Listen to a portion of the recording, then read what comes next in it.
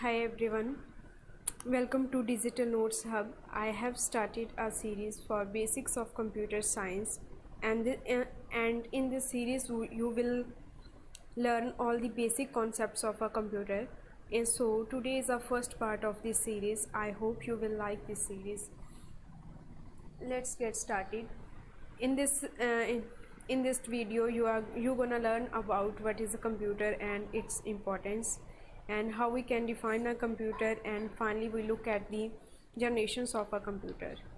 The word computer comes from a word compute, which means to calculate something. So computer is normally considered to be a calculating device. It's a calculating device. And why it is important for us? So computer is an important part of our daily life. Let's take an daily life example. We can do online shopping, mobile recharge, bill payments, office work with the help of computer.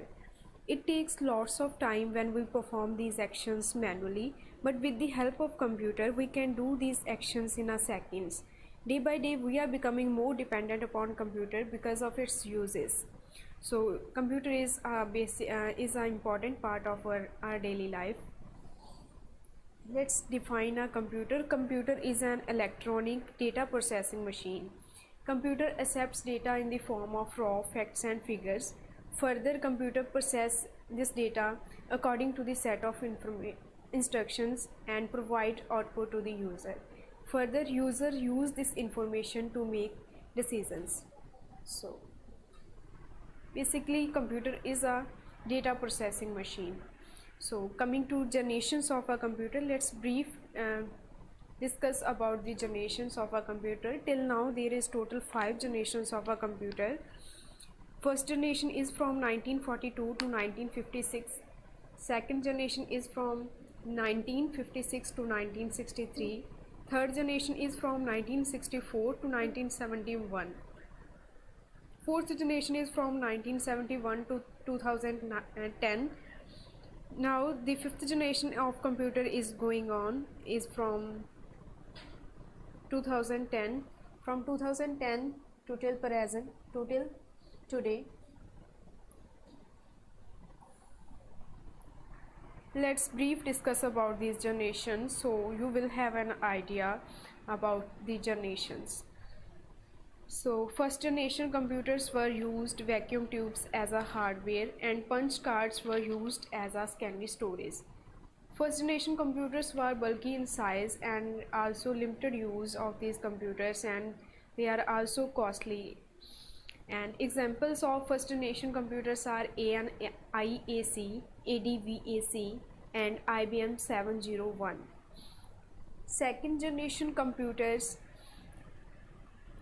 are faster, smaller, and smaller than the previous generation. From first generation computers, second generation computers are faster and smaller in size. And in this generation, transistors were used as a hardware, and magnetic tapes and discs are used as a secondary storage. Examples of second generation computers are Honeywell 400, IBM 7030, and CDC 1604. Third generation computer. In third generation computer, integrated circuits were used as a hardware with SSI and MSI technologies, and magnetic tapes were used as a hardware. Third generation computers are faster, smaller, and more reliable.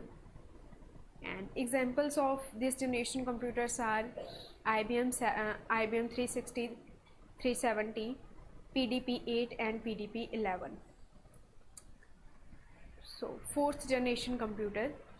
In fourth generation computer, integrated circuits were used as a hardware, but the technology is VLSI. VLSI technology is used in fourth generation of computer. Magnetic tapes and floppy disks were used as a secondary storage, and these computers are small, affordable, and more reliable. And personal computers were introduced in the fourth generation. IBM PC, Apple II, TRS-80, Cray 1 and Cray 2 are some examples of fourth generation computers.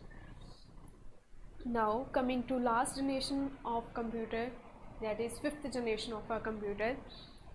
Now integrated circuits are used as a hardware, but the technology is ULSI. So now optical discs are used as can be storage, and these computers are portable computers and powerful supercomputers. Examples of this generation computers are IBM notebooks, Pentium and Pentium personal computers. So I hope you will like this video. If yes, then thumbs up and share it with your friends, and do not forget to subscribe this channel for more useful videos, and also press the bell icon so that you will be notified whenever I upload a new video for you. So